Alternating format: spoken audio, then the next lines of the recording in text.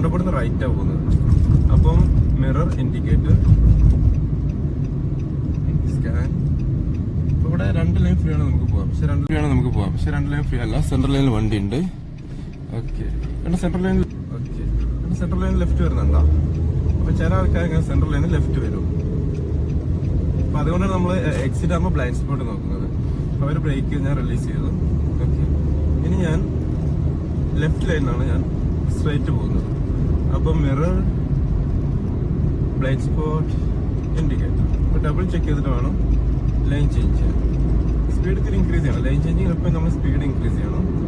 അപ്പോൾ വീണ്ടും ഞാൻ ഒന്നുകൂടി ചേഞ്ച് ചെയ്യണം. എക്സിറ്റ് ലെഫ്റ്റ് ലൈനാണ് ഞാൻ സ്ട്രൈറ്റ് പോകുന്നത്. Centre, side, blind spot, indicator. എന്നിട്ട് പെട്ടെന്ന് വളയ്ക്കരുത്. വീണ്ടും ഡബിൾ ചെക്ക് ചെയ്താൽ മാറാം. അപ്പം ചിലർ ഇൻഡിക്കേറ്റർ എല്ലാം വളയ്ക്കലൊക്കെ ഒരേ സമയമാണ്. അപ്പം അങ്ങനെ ചെയ്യരുത്. റിലാക്സ് ആയിട്ട് മാറിയാൽ മതി. കാരണം നമുക്ക് 5 സെക്കൻഡ് ഉണ്ട് ലൈൻ ചേഞ്ചിങ്. നമുക്ക് 5 സെക്കൻഡ് ഉണ്ട്. ഈ 5 വിത്തിൻ 5 സെക്കൻഡ്സ് നമ്മൾ ലൈൻ ചേഞ്ച് ചെയ്താൽ മതി. ഇപ്പം ഞാൻ ഈ എക്സിറ്റ് ലെഫ്റ്റ് ലൈനാണ് സ്ട്രൈറ്റ് പോകുന്നത്. അപ്പം ഇൻഡിക്കേഷൻ, കൺട്രോൾ,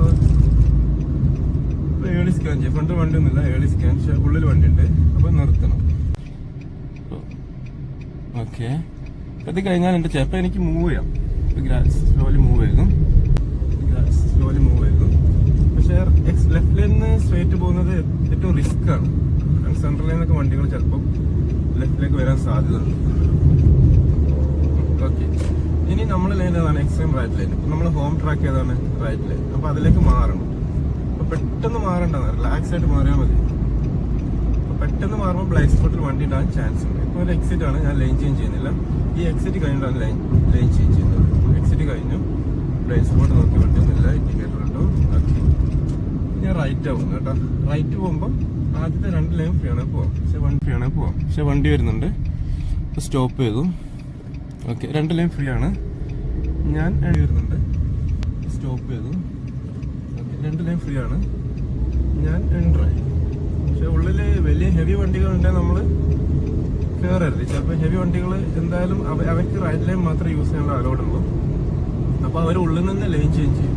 അത് നമ്മൾ നോക്കും. അപ്പോൾ ഞാൻ ലൈൻ ചേഞ്ച് ചെയ്യാണ്. Centre, side, blind spot. ഇപ്പോൾ സെൻട്രൽ നമ്മൾ കാണില്ല വണ്ടിയിൽ. അപ്പോൾ ഞാൻ ഇത്തിരി സ്പീഡ് കൂട്ടി ലൈൻ ചേഞ്ച് ചെയ്തു. അപ്പോൾ ലൈൻ ചെയ്യുമ്പോൾ നമ്മൾ ആ വണ്ടി സെൻട്രൽ കാണണം. ഓക്കെ, ഇനി ഞാൻ യു ടേൺ എടുക്കുന്നത്.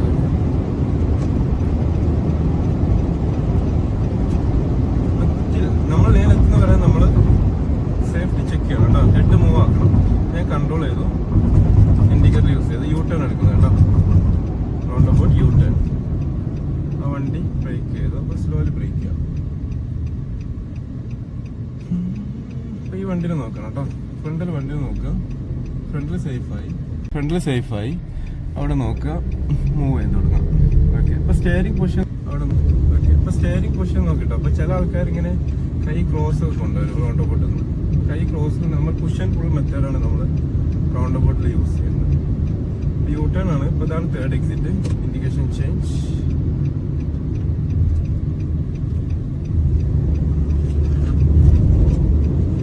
ഓക്കെ, ഇനി നമുക്ക് എക്സിറ്റ് റൈറ്റ് ലൈനിൽ വരണം. ഇത്തിരി ഓടിക്കേട്ടോ, എന്നാലും നമ്മൾ സേഫ് ആവുള്ളൂ. പെട്ടെന്ന് ലൈൻ ചേഞ്ച് ചെയ്യണ്ട.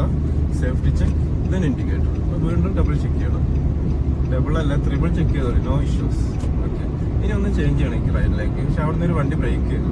ഞാൻ അതിന്റെ മൂവ്മെന്റ് നോക്കുന്നു. ഇപ്പം എനിക്ക് ലൈൻ ചെയ്യാൻ പറ്റുമോ? അവിടെ നിന്ന് ഒരു വണ്ടി കയറുന്നത്. അപ്പോൾ ലൈൻ ചെയ്യാൻ പറ്റില്ല. അപ്പോൾ അതിനെ ഓവർടേക്ക് ചെയ്ത് ഫ്രണ്ടിൽ വരണം. Speed increase. ആ വണ്ടി സെൻട്രൽ കണ്ടാൽ ഞാൻ സേഫാണ്, എനിക്ക് തിരിച്ചു വരാം.